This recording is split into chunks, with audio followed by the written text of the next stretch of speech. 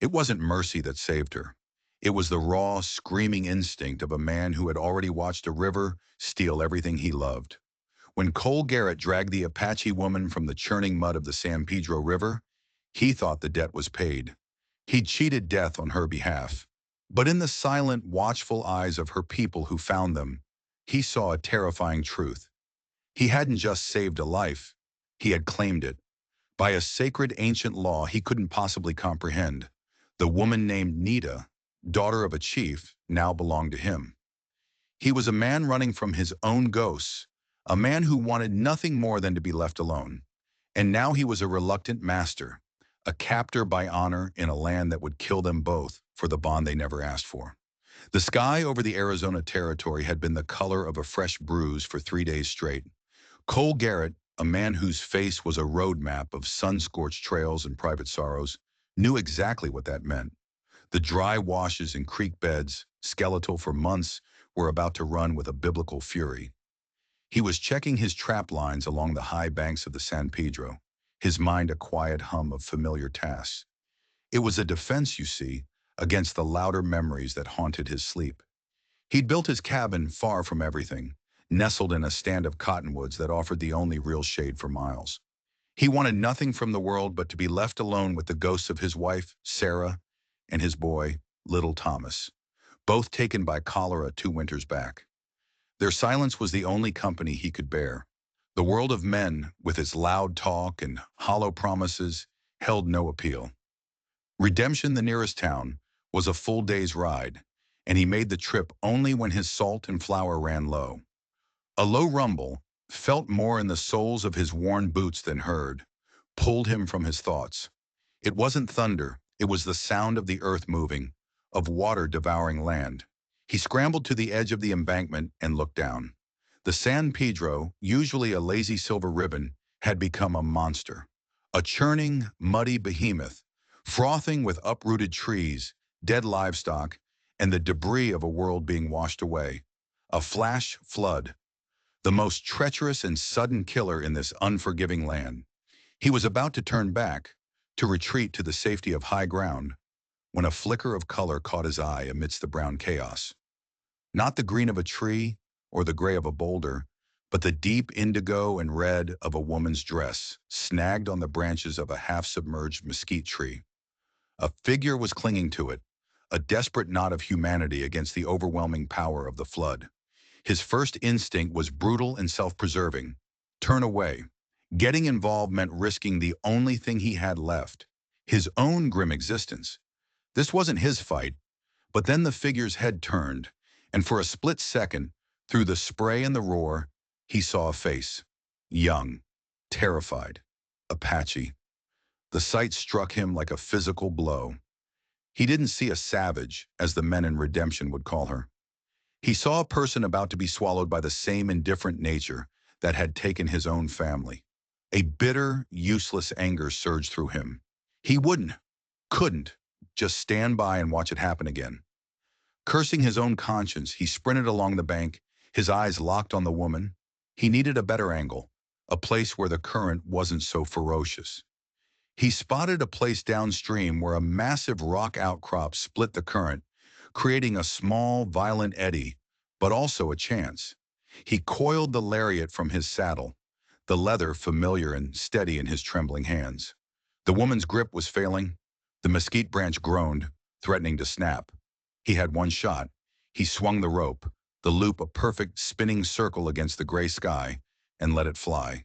It fell short, slapped into the water, and was instantly whipped away.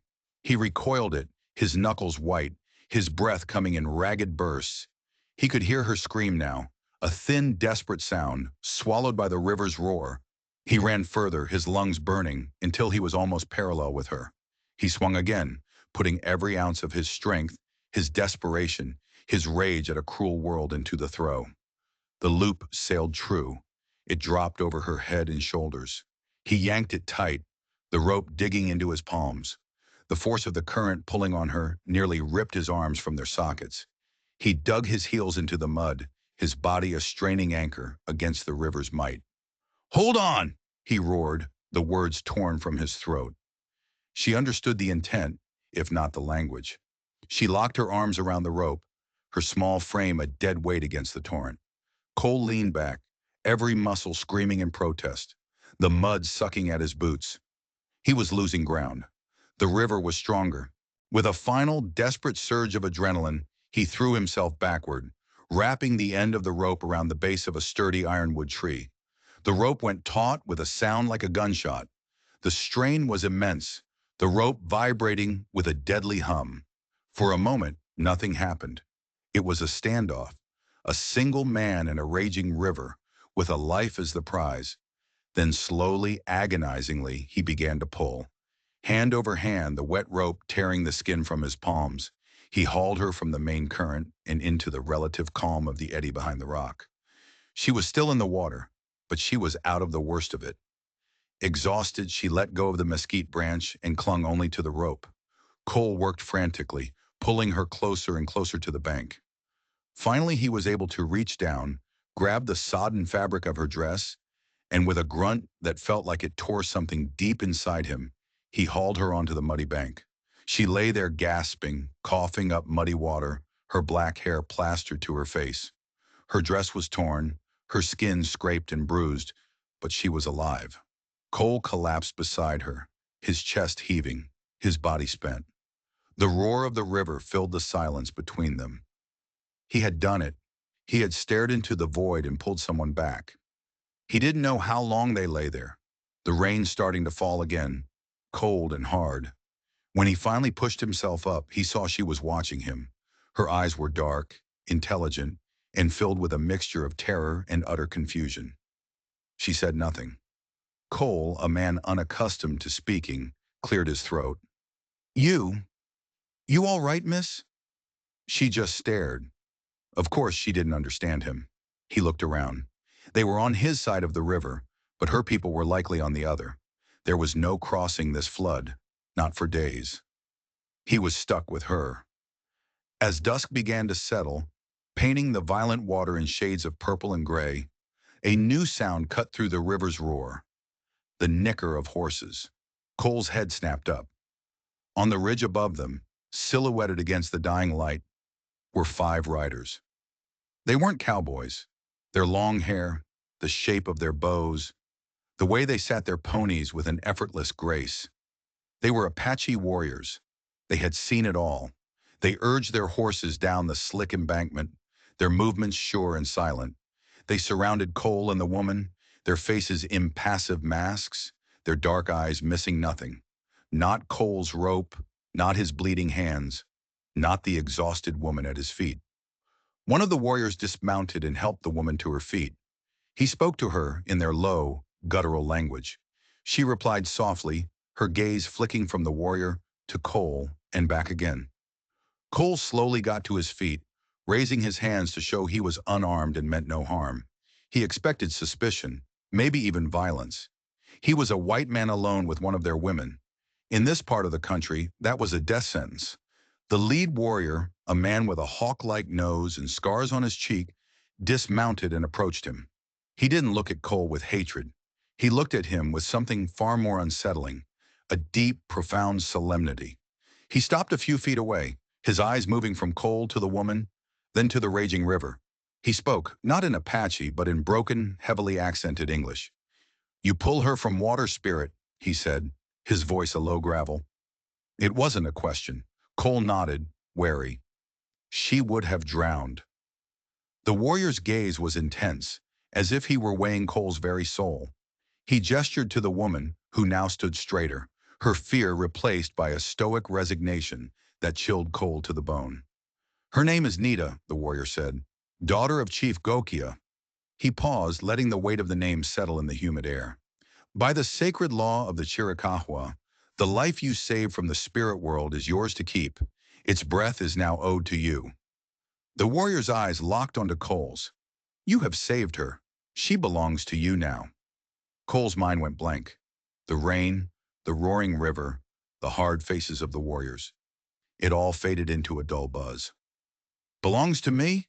He repeated, the words tasting like ash. "What in God's name are you talking about? I just pulled her out of the water. That's all." The warrior, whose name Cole would later learn was Jew, remained impassive.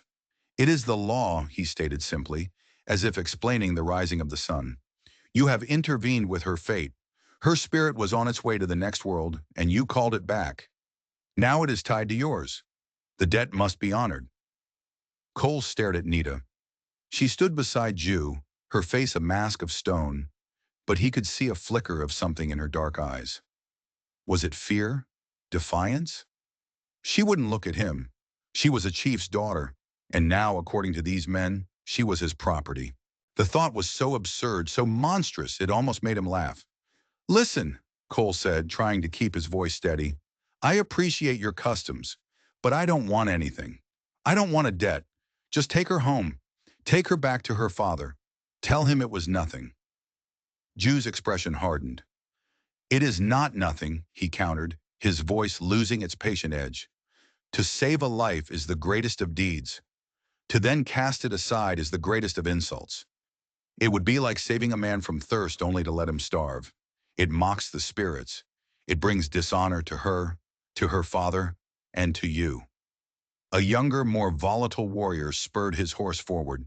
His face was contorted with fury, his hand resting on the knife at his belt. Cole recognized him instantly as a rival, a man whose place had been usurped. This was Kale. "The white man plays games," Kale spat in Apache, and though Cole didn't understand the words, the venom was universal. Jew silenced him with a sharp gesture. "You do not understand our ways," Jew said to Cole, his voice low and urgent. "You cannot refuse. If you refuse her, you are telling our people that a Chiricahua life is worthless to you. An insult my chief Gokia cannot ignore." Jew leaned in closer, and his next words dropped like stones. "It will be taken as an act of war." The world seemed to tilt on its axis. War. Cole Garrett, a man who wanted nothing more than to be forgotten, was now the potential spark for a bloody conflict. He had two choices, both impossible. He could accept this woman, this complete stranger from another world, into his solitary life, binding them both in a bizarre cultural contract he didn't believe in.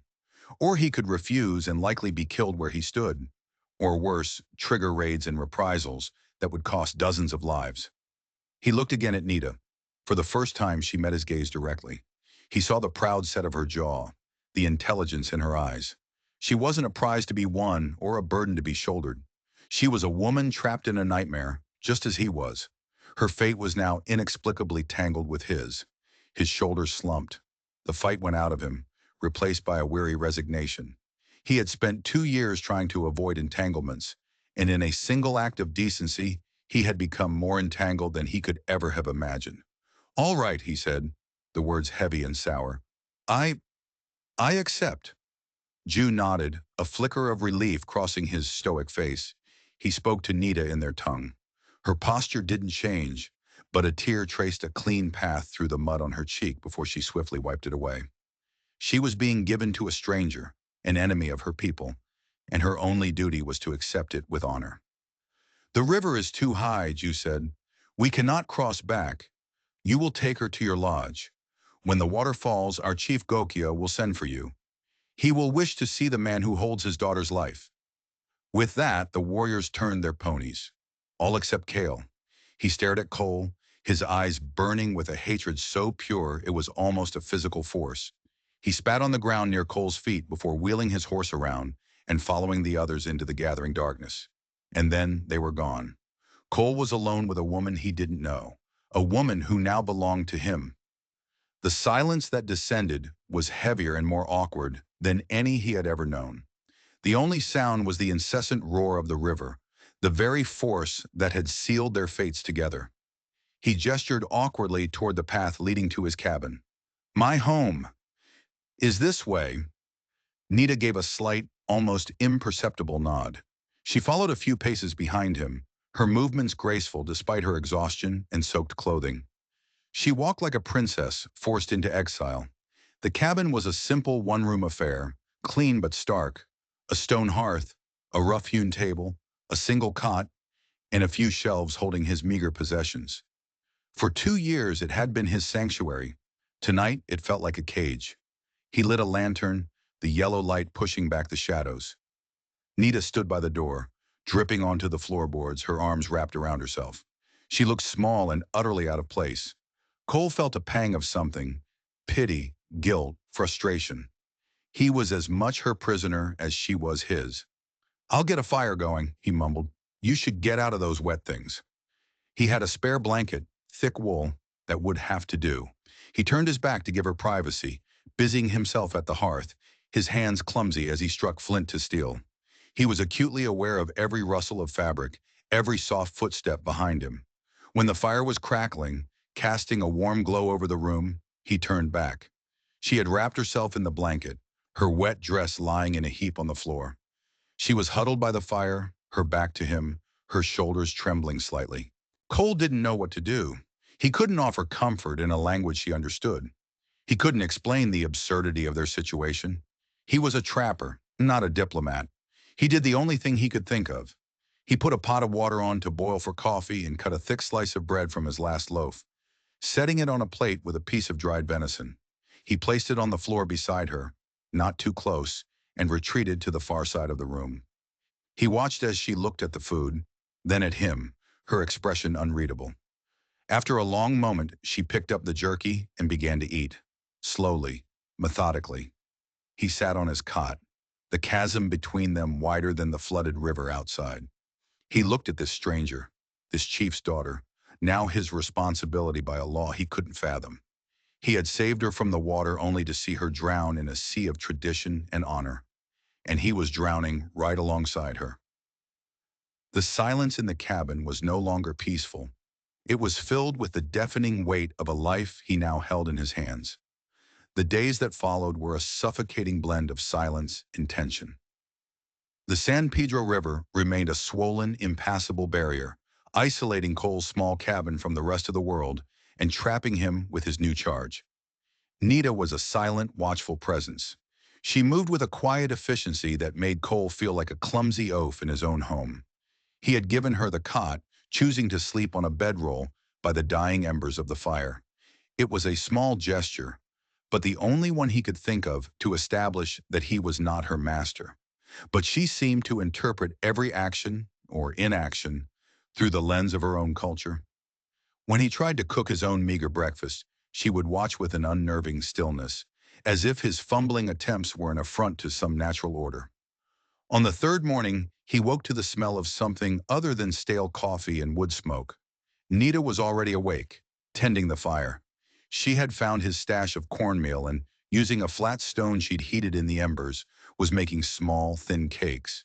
She had also gathered herbs from just outside the cabin, plants he'd walked past 1,000 times without a second glance, and brewed a fragrant, steaming tea. She offered him a cake and a cup of tea without a word, her expression neutral. The corn cake was delicious, far better than his usual fare. The tea was bitter but warming. He ate in silence, feeling a strange mix of gratitude and resentment.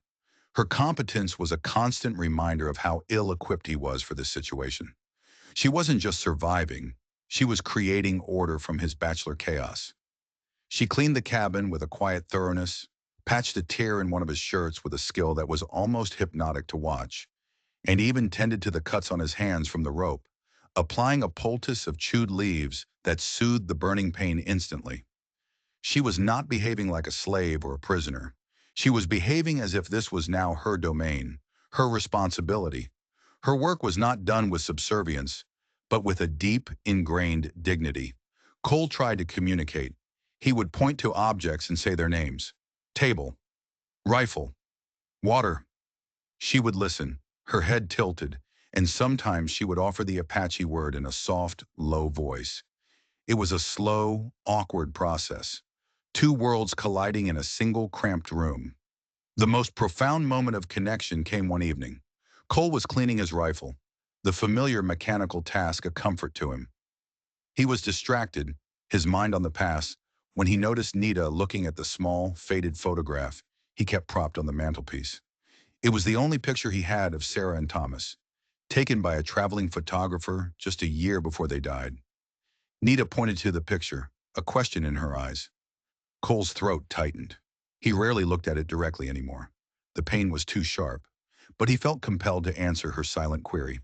He picked it up, his thumb brushing over Sarah's smiling face. "My wife," he said, his voice rough with disuse. "Sarah." He then touched the image of the small boy holding his hand.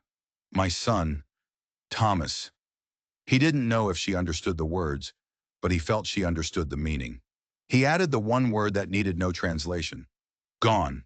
Nita looked at the photograph, then at Cole's face. For the first time, he saw not a chief's daughter or a cultural pawn, but a woman capable of deep empathy. She reached out, her fingers hesitating for a moment before lightly touching his forearm. It was a simple, fleeting gesture, but it conveyed more than 1,000 words. It was an acknowledgement of his loss, a shared understanding of grief that transcended language. In that moment, the space between them shrank just a little, but their fragile peace was an illusion. From the high ridges overlooking the cabin, they were being watched. Cale, his heart a cold knot of jealousy and rage, had not returned to his people. He tracked Cole and Nita, his mind a venomous swamp of perceived insults. He saw the white man who had stolen his intended bride, a woman he had courted for years, a woman whose hand would have secured his own status and power. He saw Nita not as a prisoner, but as a willing participant in her own dishonor, tending to the white man's home. Every shared meal, every small gesture of coexistence he witnessed through his stolen spyglass twisted the knife of his hatred deeper. He couldn't challenge Cole directly. Jews' orders and the sacred law were clear for now. To harm Cole would be to harm Nita's owner, a complex taboo. But Cale was not a man bound by the spirit of the law, only by its letter. He began to formulate a plan to destroy the white man, not with an arrow, but with the white man's own brand of justice. One afternoon, while Cole was out checking the river level, Nita was stretching a deerskin he'd left to cure. Her senses, honed by a life in the wild, were far sharper than his. She caught a flicker of movement on the ridge, the glint of sun on metal. It was gone in an instant. A deer, a coyote. But no, the feeling it left behind was cold and sharp. The feeling of being watched by human eyes. When Cole returned, she tried to warn him. She pointed to the ridge, making a gesture of two eyes, her expression urgent. Cole scanned the rocky crest but saw nothing. "It's nothing," he said, patting her shoulder reassuringly. "Probably just a mountain lion." But Nita knew better. She knew the stillness of a predator. And the predator on that ridge was not a lion. It was a man. And she knew in her bones that the fragile world she and Cole were building in that tiny cabin was about to be shattered. After a week, the San Pedro's fury subsided into a manageable, albeit still swift current. It was crossable now. Cole knew a visit from Chief Gokia was imminent. His supplies were also perilously low. The cornmeal was gone, the coffee was dust, and the salt was a precious few crystals at the bottom of a sack. He had no choice. He had to ride to redemption. The thought of leaving Nita alone was unsettling. After her warning about the watcher on the ridge, a new unease had taken root in him. But the thought of bringing her into town was even worse. Redemption was a town built on hard rock and harder opinions. The locals, mostly miners and ranchers, viewed the Apache with a mixture of fear and contempt, fueled by years of brutal conflict. Bringing a young Apache woman into town, a woman who was living with him, was like carrying a lit torch into a powder magazine. He tried to explain his dilemma to her using their patchwork vocabulary of single words and gestures. "Town," he said, pointing east. "Food. Supplies." Then he pointed at her, and then at the cabin, making a gesture of staying. Nita's response was firm. She shook her head, her jaw set. She picked up a small, empty sack and held it out, then pointed to herself, then to him, and then to the east. She was coming with him. Her expression made it clear that this was not a request. Whether it was because she feared being left alone, or because she felt it was her duty to accompany him, he didn't know. But he saw the futility in arguing. Perhaps it was safer to keep her with him after all. The ride to redemption was tense. Nita rode his spare mule, her back ramrod straight, her eyes constantly scanning the surrounding terrain. Cole felt the weight of 1,000 invisible stares. He had entered a world he did not understand, and now he was dragging her into a world that would never understand her. As they rode down Redemption's dusty main street, the town fell silent. Conversations on the boardwalks of the saloon and the general store died mid-sentence. Doors creaked open as people peered out. Every eye was on them. Cole felt the gazes like physical blows, the hostile glares of the men, the scandalized whispers of the few women. They weren't just looking at a white man and an Apache woman. They were looking at a traitor, a squaw man, the lowest of the low in the rigid hierarchy of the frontier. His first and only stop was Jebediah Pike's general store. Jeb was a crusty, barrel-chested man with a drooping mustache and eyes that had seen too much to be surprised by anything. He was as close to a friend as Cole had. Jeb's eyebrows shot up when Cole walked in with Nita a step behind him, but he had the decency not to say anything immediately. He just nodded at Cole and went on weighing a sack of beans for another customer. When the store was empty, Jeb leaned on the counter, polishing a pair of spectacles. "Cole," he said, his voice a low rumble, "either you've lost your damn mind, or there's a story here that's going to cost one of us a bottle of whiskey." Cole, in as few words as possible, explained the flood, the rescue, and the Apache law. He left out the part about the watcher on the ridge. Jeb listened, his expression growing more grim with every word. He pushed his spectacles up on his forehead and sighed, a long, weary sound. "So you're telling me you're stuck between an Apache chief and a hard place?" he said. "Son, you haven't just stepped in it, you're swimming in it." He looked over at Nita, who was examining a bolt of blue calico cloth, her face impassive. "She's the daughter of Gokia, the big chief himself? Cole, this ain't just some tribal custom. This is politics with knives." As Cole gathered his supplies, flour, salt, coffee, bacon, the door swung open. Sheriff Bodine walked in. Sheriff Amos Bodine was a man who wore his authority like a well-oiled gun belt. He was tall, with a politician's smile that never reached his cold, calculating eyes. He represented the law and redemption, but everyone knew the law he served best was his own self-interest. Bodine's eyes flickered from Cole to Nita, and a slow, predatory smile spread across his face. "Garrett," he said, his tone deceptively friendly. "Been a while. I see you found yourself some company." "Sheriff," Cole replied, his voice flat. "Heard some commotion out your way." "River washed out the Henderson crossing," Bodine continued, walking closer. He stopped and looked Nita up and down with an appraising gaze that made Cole's hands clench into fists. "This one get washed up on your shore?" "Something like that," Cole said, shouldering his sack of flour. "You want to be careful, Cole," Bodine said, his voice dropping to a conspiratorial whisper. "People around here are on edge. Old man Pierce lost 3 head of cattle last week, blaming it on Apache raiders from Gokia's band." He clapped a hand on Cole's shoulder. "Having one of them living under your roof? It doesn't look good. It looks like you're choosing a side. And I'd hate to see a good man like you end up on the wrong one." The threat was unmistakable, wrapped in a veneer of friendly advice. Bodine wasn't just a lawman. He was an agent of progress, which in this territory meant pushing the Apache off their ancestral lands so men like Franklin Pierce, a wealthy and influential rancher, could expand their herds. Cole's strange arrangement with Nita was a complication Bodine hadn't counted on, and it was clear he saw it as an opportunity. Cole just nodded, paid Jeb for his supplies, and turned to leave. "Thanks for the advice, Sheriff." As they stepped back out into the harsh sunlight, the street was no longer empty. A small crowd had gathered. Franklin Pierce himself stood on the saloon boardwalk, flanked by 2 of his ranch hands. Pierce was a big man running to fat, with a florid face and an air of angry entitlement. "That him, Sheriff?" Pierce bellowed, pointing a thick finger at Cole. "That the man shacking up with one of the savages that's been stealing my livestock?" Bodine held up a calming hand, the very picture of reluctant authority. "Now, Franklin, let's not jump to conclusions. Cole Garrett is a citizen of this town." "He ain't acting like one," another man shouted from the crowd. "He's a traitor." Nita, who had been a silent observer, moved closer to Cole, her hand instinctively going to the small knife she kept tucked in her belt.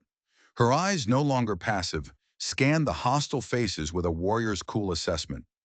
She understood nothing of their words, but she understood the language of hate perfectly. Cole put a hand on her arm. a silent signal to stay calm.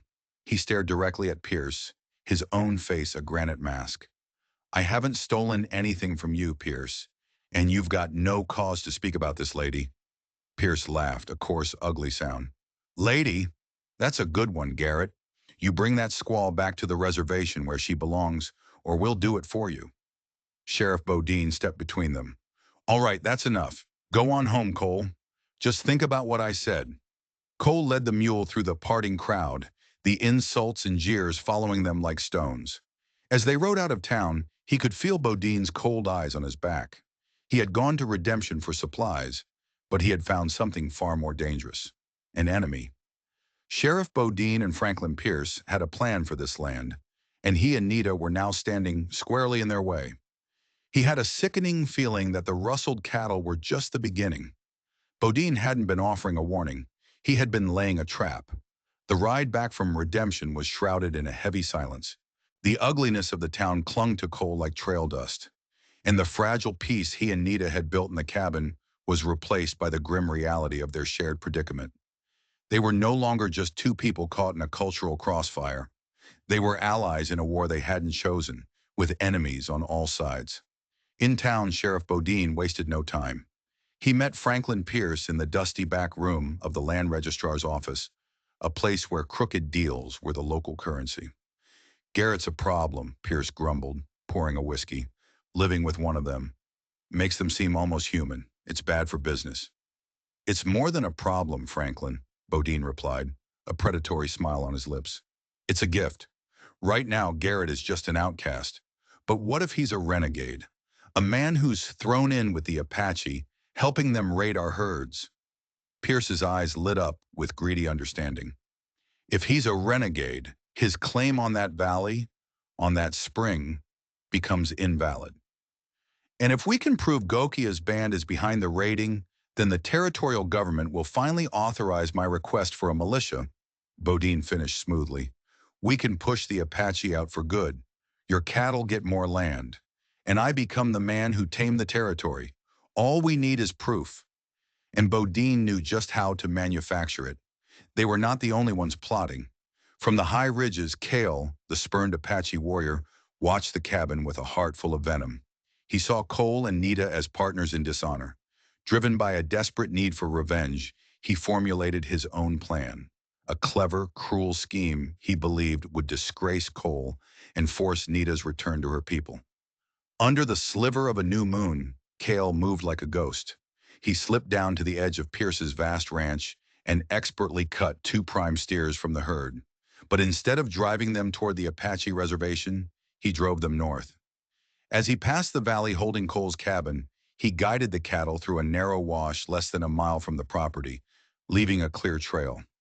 As a final, damning touch, he fired one of his clan's distinctive arrows into the dirt nearby. He was certain the white men would blame Cole and his savage bride, forcing the tribe to intervene. Cale never imagined he was the perfect, unwitting pawn in Sheriff Bodine's far more dangerous game. The next morning, Pierce discovered his loss and stormed into Redemption, playing the part of the outraged victim for the whole town to see. They did it again, Bodine, he roared. 2 more steers! My boys found a trail, and it leads right up toward that renegade Garrett's land. Bodine, feigning reluctance, gathered a posse of a dozen deputized men, mostly Pierce's ranch hands spoiling for a fight. They were not a party of inquiry. They were a lynch mob with a license. We'll ride out and have a look, Bodine announced to the eager crowd, just to question Mr. Garrett and see what he knows. Back at the cabin, Nita was outside when she suddenly froze. Her head lifted like a deer sensing a wolf on the wind. She dropped her firewood and ran inside, her eyes wide with alarm. She grabbed Cole's arm, pointing urgently out the door. Men, she said, one of the few English words she knew. Horses, many. Cole rushed to the door and listened. He heard it then, the faint, rhythmic drumming of many hooves growing steadily louder. A cloud of dust crested the nearby hill, resolving into a dozen armed riders moving at speed. This was not a visit. This was an attack. We have to go. Now, Cole said, his voice tight with urgency. There was no time to think. He grabbed his rifle and ammunition, while Nita snatched a water skin. They scrambled out the back of the cabin and into the woods, climbing the rocky slope behind it, just as the posse thundered into the clearing.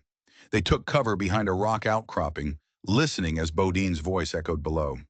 "He's flown the coop! See? He's guilty!" Bodine shouted. "Spread out and find them! Pierce is offering $100 for Garrett, dead or alive." The words hit them like a physical blow. They were no longer just outcasts. They were fugitives with a price on their heads. The wilderness that had been Cole's sanctuary was now a hostile maze. He and Nita fled into the jagged, sun-blasted canyons to the west. Apache territory, their only refuge. Bodine's posse, filled with men who knew the main trails, would be hunting them with the grim certainty of wolves. Their one advantage was that they were on foot, able to go where horses could not follow. And it was here, in the heart of her own unforgiving land, that the dynamic between them irrevocably shifted. In the cabin, he was the reluctant host. In town, the defiant protector. But out here, she was the master. Cole was a capable survivor, but Nita was a part of the landscape.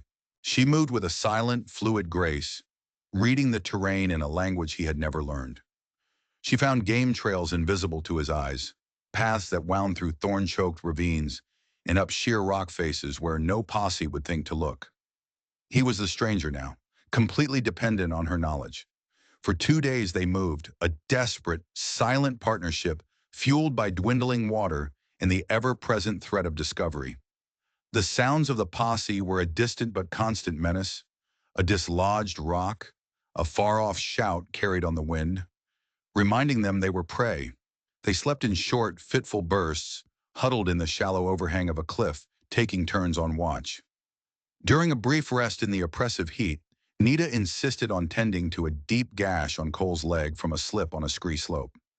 She created a poultice from chewed leaves, her touch gentle but firm as she applied it to the wound. As she worked, Cole watched her face, seeing the intense focus, the complete absence of panic. She was afraid, he knew, but her fear was a tool, sharpening her senses rather than paralyzing them. He thought of his wife, Sarah, a woman of immense inner strength, but one whose grace belonged to a world of hearth and home. Out here she would have perished. Nita, however, was forged from the very rock and sun they were hiding in. A profound respect, deeper and more potent than any he had felt since his wife's death, began to take root in his soul. On the third day, their canteens ran dry.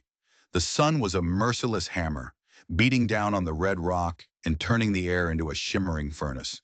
Cole's head pounded, his thoughts growing fuzzy with dehydration. The world began to tilt and sway, and he stumbled, his wounded leg giving way. Nita caught his arm, her grip surprisingly strong, her brow furrowed with concern as she looked at his face.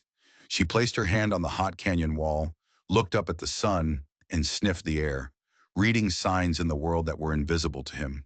Without a word, she tugged his arm, leading him not forward, but down into a narrow, winding slot canyon that seemed a certain dead end.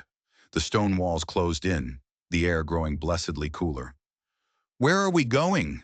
he rasped, his voice a dry crackle. She pressed on, her certainty unwavering. After 100 yards of twisting passage, the canyon opened into a small, hidden basin, no bigger than his cabin. A patch of vibrant green ferns clung to the rock wall, and from a dark fissure, a tiny, crystal-clear trickle of water seeped out, collecting in a shallow stone bowl. A seep spring, a secret gift of the desert. Cole fell to his knees, plunging his face into the cool water. The relief was so intense it was painful. He drank greedily, feeling life seep back into him. Nita drank as well, but with a measured restraint, her eyes still scanning the canyon rim above them. She had not just found water, she had saved his life. The realization struck Cole with the force of a physical blow. He had pulled her from the river, but she had just led him from a slower, more agonizing death. A life for a life. The law of her people, which had seemed so alien, now made a profound, terrible sense. The debt was now his. Their reprieve was shattered by a sharp whistle from the canyon rim. It was not a bird. It was a human signal. They looked up to see two men from the posse, silhouetted against the brilliant blue sky.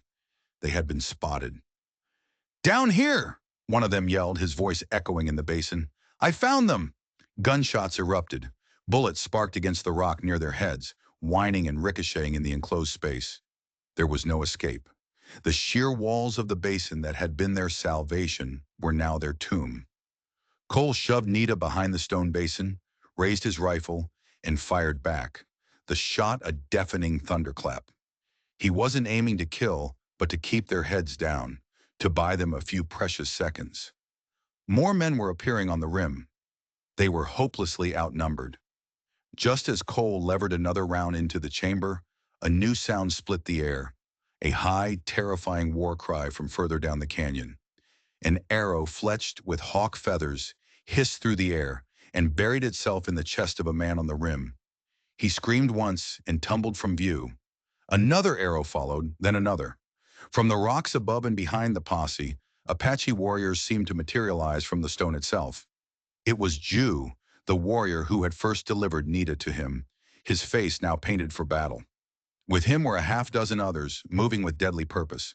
The posse, caught completely by surprise between Cole's rifle below and the warrior's arrows above, descended into chaos. The organized hunt became a frantic scramble for survival.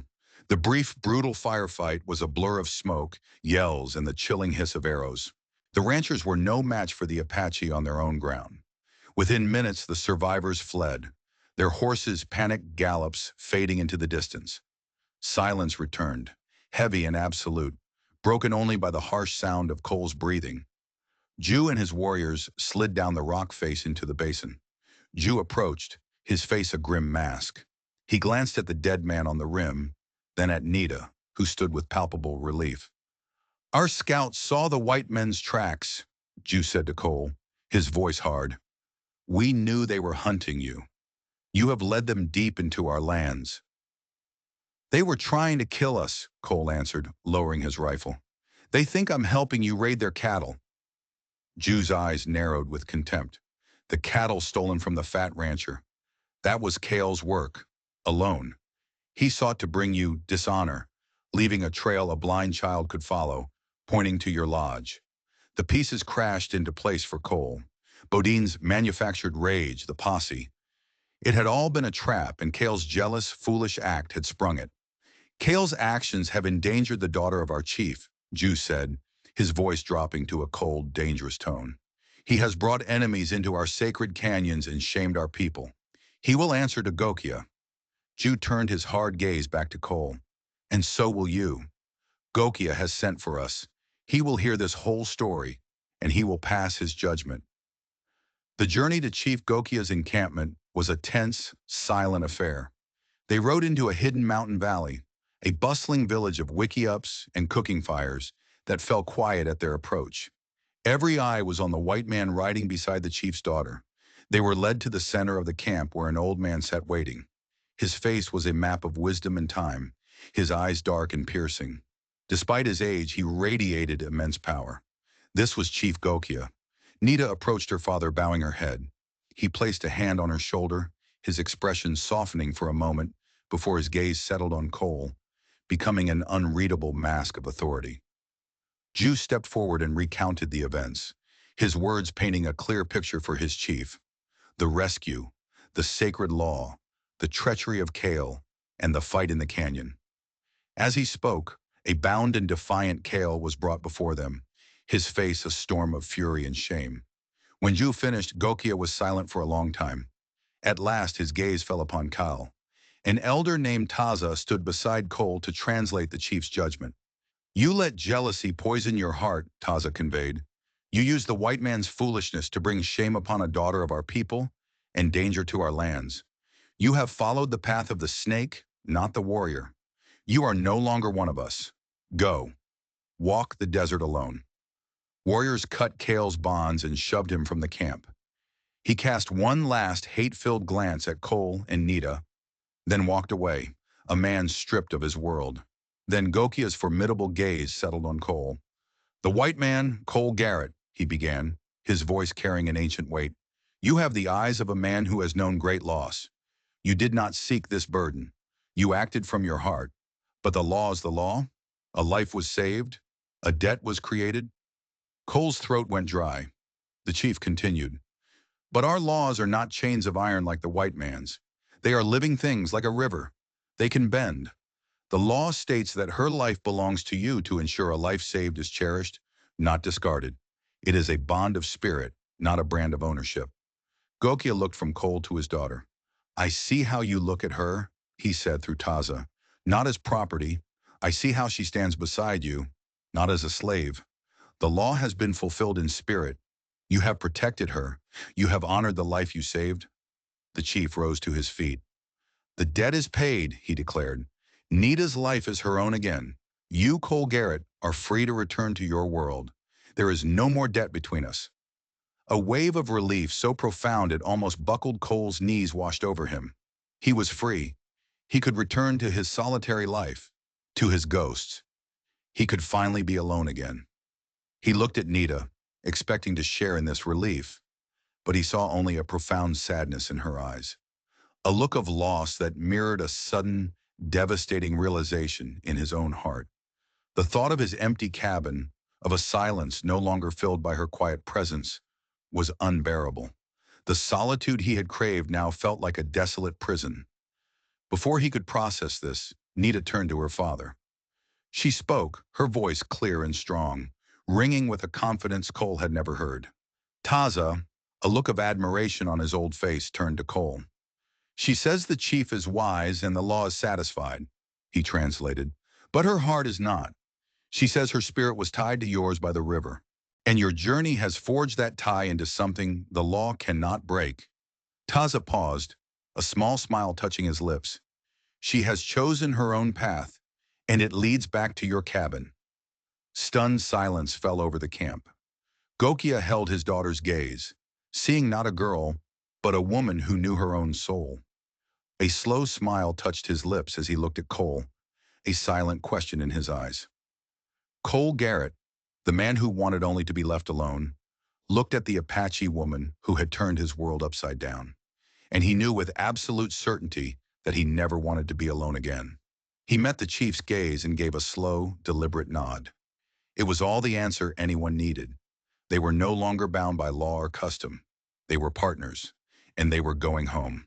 What began as a desperate rescue from a raging river became a journey across the most treacherous landscapes of all, the canyons of the human heart. Cole and Nita, a man haunted by his past and a woman bound by ancient tradition, discovered that the laws that truly matter are not written on stone or scrolls, but are forged in shared struggle, mutual respect, and unspoken understanding. Their story isn't just about survival in the Wild West. It's a testament to the fact that two people from entirely different worlds can find a common language in honor, courage, and eventually, love. They chose not to be defined by the laws of their people, but by the commitment they made to each other, creating a new life in a land that was hostile to them both. If this story of an unlikely bond and the fight for a life of one's own choosing resonated with you, please take a moment to support our channel. Hit that like button, share this story with someone who loves epic Western dramas, and most importantly, subscribe for more tales from the untamed frontier. Your support allows us to keep these incredible stories alive. Thank you for listening.